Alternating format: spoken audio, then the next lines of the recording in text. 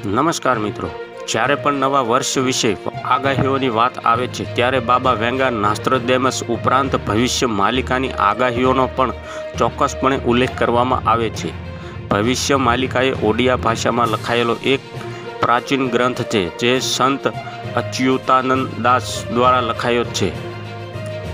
ભવિષ્ય માલિકામાં કલિયુગના અંતનો સંકેત આપવામાં આવ્યો છે અને કલિયુગ વિશે અનેક પ્રકારની આગાહીઓ કરવામાં આવી છે.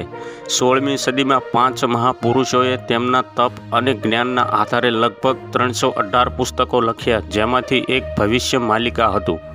ભવિષ્ય માલિકામાં 2025માં બનનારી ઘણી ઘટનાઓનો ઉલ્લેખ કરવામાં આવ્યો છે. ચાલો જાણીએ કે તે આગાહીઓ શું છે. ભવિષ્યની માલિકામાં મીન રાશિમાં શનિની ગોચર સાથે જોડાયેલી ઘણી આગાહીઓ છે. ત્રીજા વિશ્વયુદ્ધનો પ્રથમ તબક્કો 2025માં શરૂ થઈ શકે છે.